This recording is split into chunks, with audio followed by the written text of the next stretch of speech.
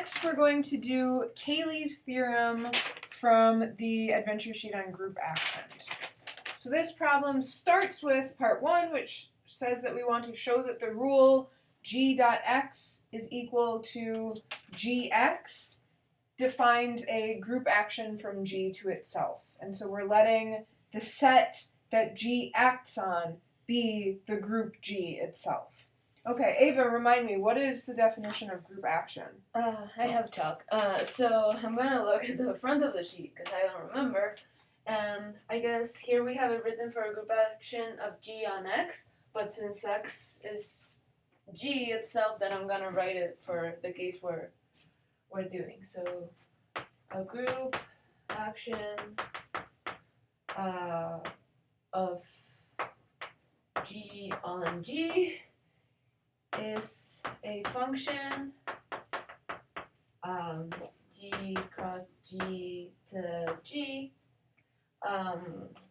satisfying the action, so such that 1 e G x is x for all x in G, and 2 h G x is h G x for all G H and X in G, in this case.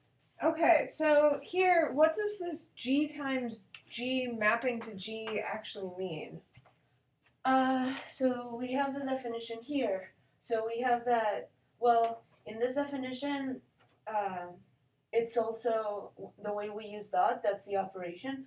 So it means that we take an element G here and an element X here, and that's going to be sent out to a thing called G.X that by definition is Gx in our case. Great. Using the multiplication in G. Great. So we're sending a pair of elements here to a single element, and that's what this group. Yeah. That's what this function means. Mm-hmm. Excellent. Okay, so we want to show that this function is a group action, so we have to show, well, we should first acknowledge that the domain and codomain are correct.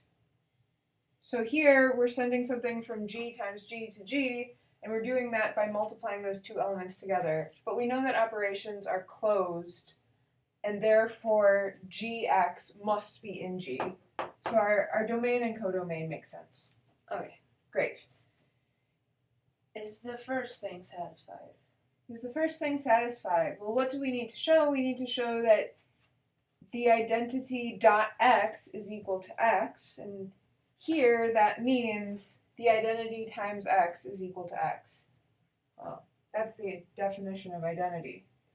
I think I'll write this in a different color. Okay. E.g. x equals x, and this is the definition of identity.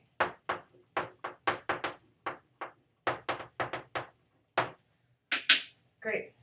What about the second statement? So I feel like normally for group actions this would be harder because this symbol and this one are different and don't mean multiplication of the group. But in this case where x is G and the action is given by multiplication, both of these symbols are the multiplication in the group. So what this is saying in our case is that the group operation is associative, which is one of the actions of the group, right? So we also have that. Exactly. It comes from the axiom of associativity. So H dot G dot X is just H dot GX. Well, this is H GX. And this is true by associativity. Or this is equal to H dot G dot X by associativity. So associativity tells us that we don't really have to care about parentheses like you have here where you just took them out. Yeah, great. Okay, so that tells us that this is a group action. So let's move on to the next part. Remind me what that says. Show that this action is faithful. Okay, what does it mean to be faithful? Let me write it.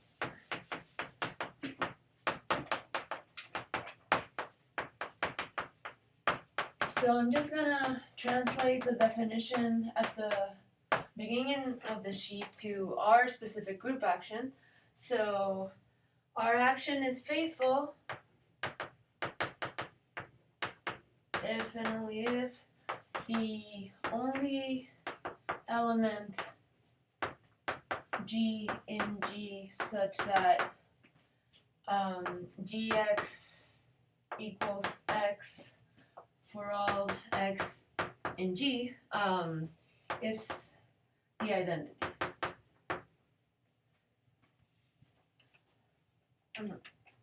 Okay, so here what do we need to show? We need to show that so do we need to show that it is never the case that Gx equals X? Because that doesn't seem to be true. It will be the case when G is the identity, but we need to show that if you have Gx equals X, but for any X, then okay. G has to be the identity. So So the maybe important part Dx is X for some X, but I see. for all.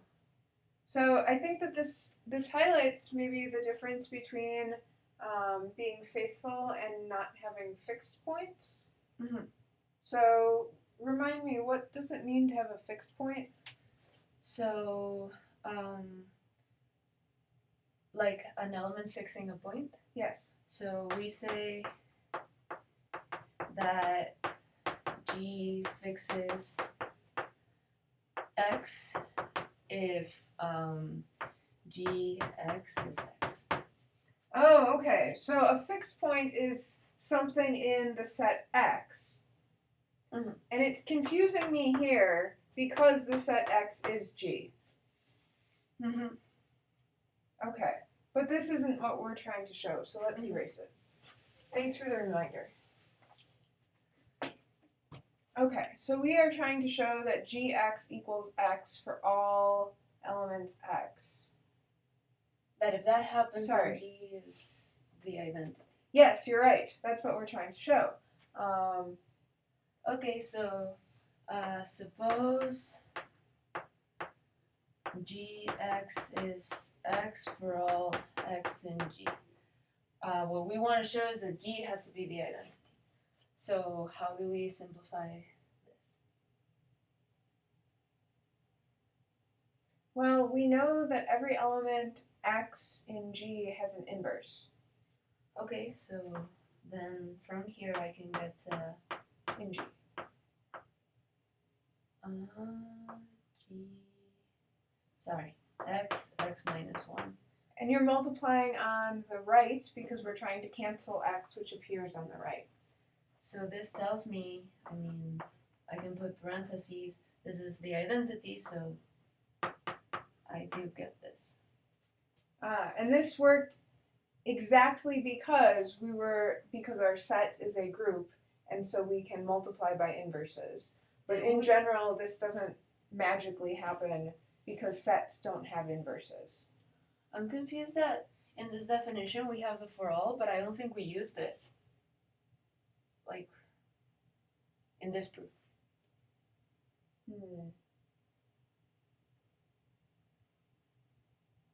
So I guess going back to your analogy, does this action have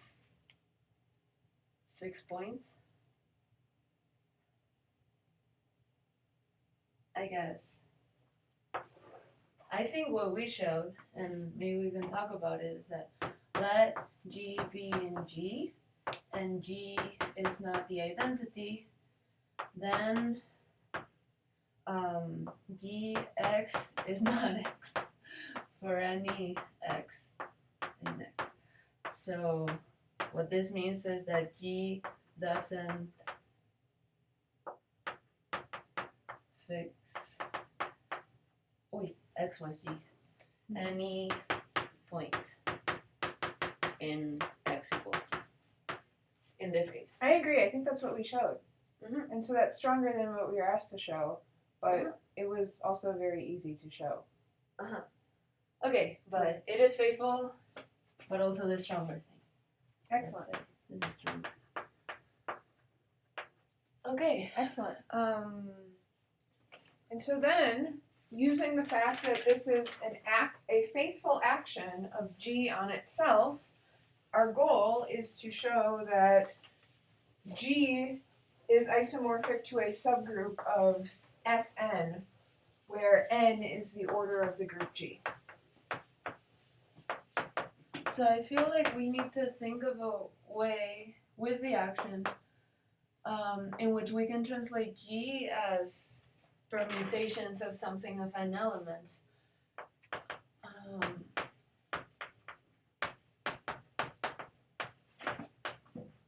So what is a thing that we know has n elements? Sn. Sn? Oh, n elements. Oh, yeah, so what subgroup of Sn are we going to try to make it? Is that your question? No, so what we want to think conceptually, being isomorphic to a subgroup of Sn means that G conceptually is gonna be the same thing as something that's contained in Sn. Mm-hmm. And so I want to think of G as permutations of a set of n elements. Mm-hmm. Mm-hmm. And I guess a natural set of n elements that arises in this problem is the group itself. But I'm a little confused by your question, because if G is a permutation of n elements, shouldn't it be all of Sn, not a subgroup of Sn? But we don't. Well, first, I think to answer that question, we need to see how we see this inside of this, and maybe it's everything, maybe it's not. But oh, so instead of trying to so you're trying to figure out what subgroup of Sn G is isomorphic to. yeah. Okay. I'm first trying to see if there's a natural way to see this inside of this. Hopefully it's a subgroup and not just a subset, and then we can keep going. But we don't know anything about G, except that it's a finite group. Okay, so G has elements G1 through Gn. Mm-hmm. So I want to think of an element. Let's make a map from G to Sn. I want to think of an element here as being inside of here somehow. And we have a group action. So maybe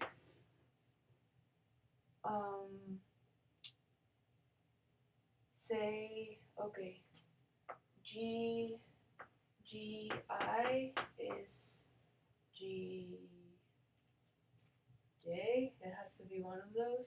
Mm-hmm. And I want the permutation that takes I to j, where you do this for all of the indices here. Mm-hmm. So how should we write that?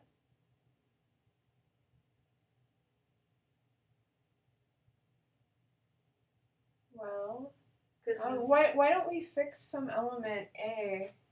Okay, we want to figure. Wait, we're trying to figure out where to send G. But these are bijections of the set.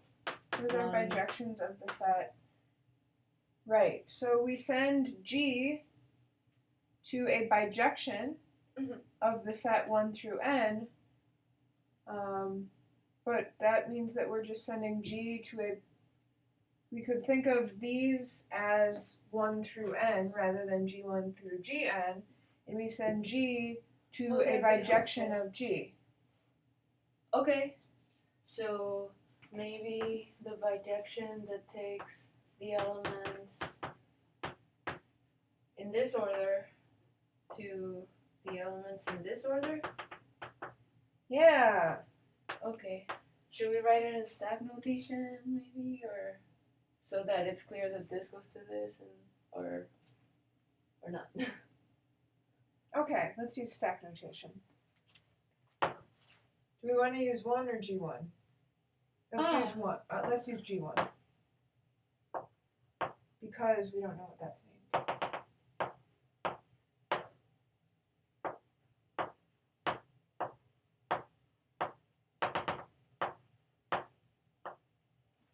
But that's an element of Sn. Well, I think there's things that we need to check though. How do we know that this is actually a bijection? How do we know that this is actually a bijection? Oh, but didn't we just prove this? Oh yeah. We proved that this action was faithful, and we proved something stronger, which was that G times X, where these are the X's, is equal to X if and only if G is the identity. But if G is the identity, this is definitely... Oh, we only proved one direction, didn't we? Okay, let's write down what we know. The action is faithful. Yep. So we show that Gx equals, if Gx equals X for all X, then G is the identity. But I feel like the X's are here, and this is the G. But these are the GX's. Mm-hmm. So that means if this is equal to this, oh, but that's not injectivity. We want to show that this is actually a bijection, which means that we have to make sure we hit everything, and we have to make sure we don't have any repeats. Okay, well, I do think we hit everything, because, so let's prove that this thing, so I'm looking at this bijection, or this one, well, we have to show that it is a bijection for this map to be well defined. So, surjective. Oh, see, I'm glad you know surjective, because I know injective. Okay, so, for all, we want to show that for all X in G, there exists a Y in G such that Gy is X, so that we have every element of G in the image. So I'm taking, say, a Y in G and want to show that it is actually in this set. Okay, but by one of Becca's mini lectures, we can solve this because we're in a group, right? So like, we have to find Y, but if we multiply by G minus 1 on both sides, this is Y, but if we multiply it here, then we have found the Y. Oh, can I maybe change the order that you wrote that? Yeah. And write, we know that these two things are equal, and we know that this is equal to Y, so maybe the Y should be on that side. Okay, good. So that's it, we found the Y. So it's surjective. Great. And I simultaneously had the idea of how to show that it's injective, which is sort of similar.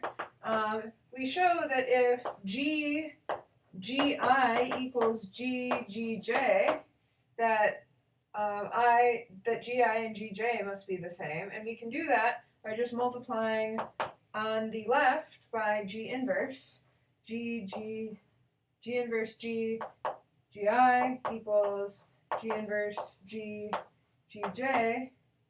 Well, this implies that Gi equals Gj. So there are no duplicates. By the way, we didn't have to do both of these. We just did because we both thought of different ones. But we didn't have to do both of these because this is a finite set. And if I have a map that is surjective from a finite set to itself, it must also be injective. Or if I have a map that's injective from a finite set to itself, it must also be surjective. But we conveniently both thought of separate proofs. Yeah. Okay, so what we prove with all of this is that this map is well defined. I think, so let's not lose track of what we're trying to do here.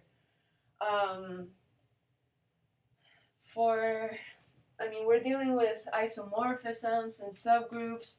I feel like we would want this to be a group homomorphism. So what we did was we showed that this was an element of Sn. Yeah. Yeah, so we want this to be a group homomorphism. But I think we've already proved this. Let's see. In part 1. Because what does it mean to be... Can we give this a name? I think that would be helpful. The map? Yeah. Yes. So we know that phi... Uh-oh, I can't call these G1 and G2. Let's say that I have A1 and A2 in G. Mm-hmm. Or let's say A and B. That's even better. A and B in G.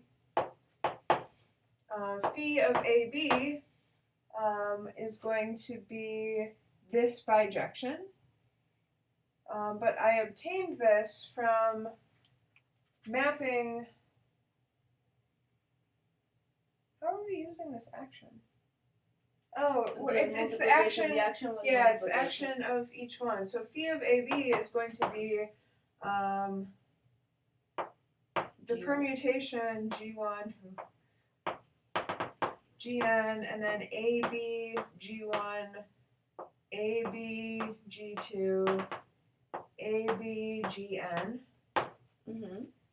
But I know that AB G1 is the same as AB BG1. So this is equal to G1, G2, dot, dot, dot, Gn. This is A BG1. Should I erase this since we have it? Yes, thanks. And now we can... A BG2. A BGN. And what I want to say is that this is the same as A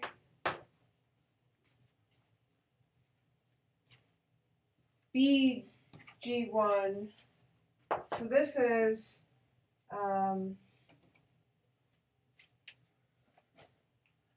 I don't know if it solved. Uh-oh. I don't think it did, but Uh-oh. maybe you can put your password.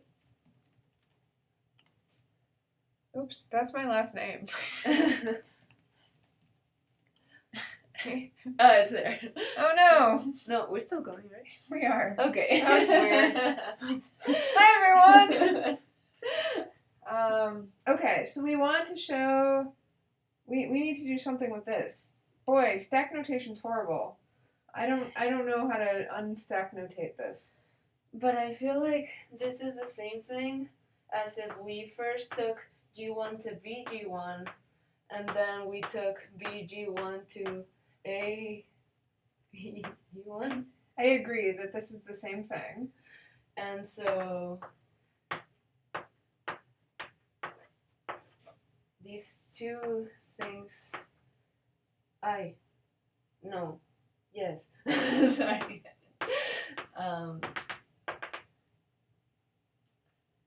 This should be this composition, because if you go to where G1 goes, it ends up being here. I definitely believe that this is phi of B. Me too.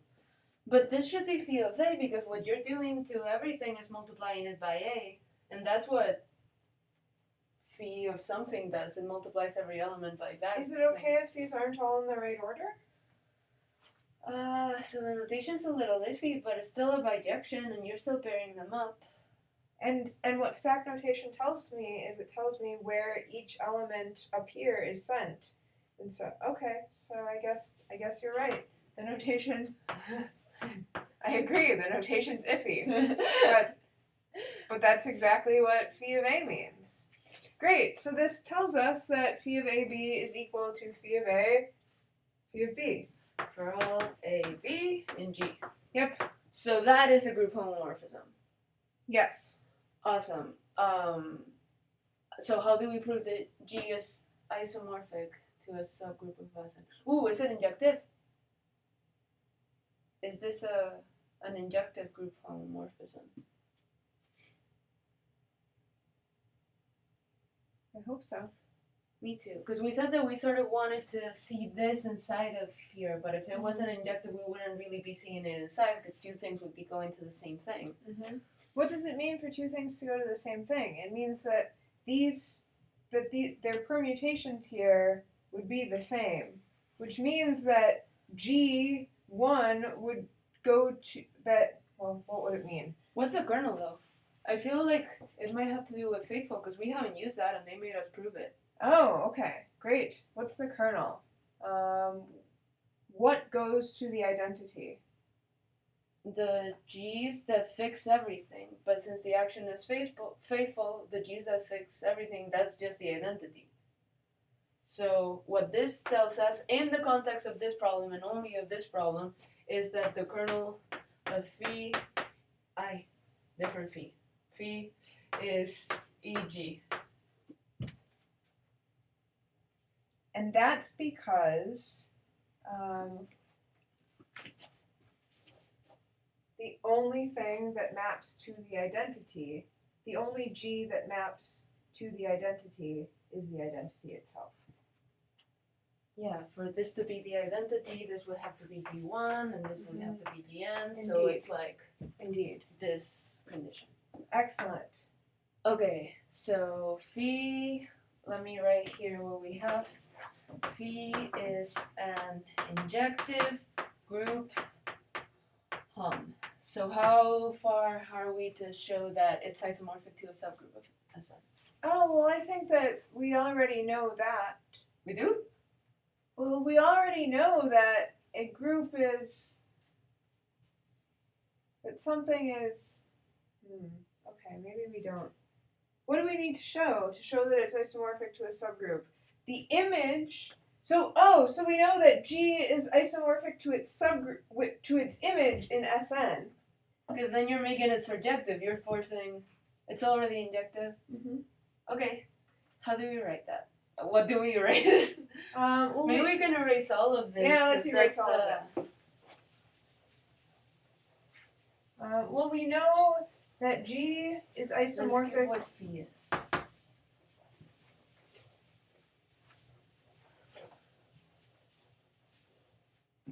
So maybe we can look at phi from G to phi G. And that's an injective homomorphism.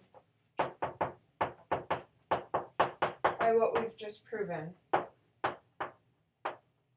Is this a group? I think that's the only thing that we need. That's probably in a previous. I think that we've done this on a previous worksheet, that the image of a subgroup under a homomorphism is a subgroup of the codomain. So this is the subgroup of Sn because phi is a group homomorphism and G is a subgroup of G. But we've looked, if we restrict our codomain just to this subgroup, we know by definition that this is a surjective map. Okay, so that's it. Excellent. It's surjective, so this is a bijective homomorphism. Excellent. Great. Air 5.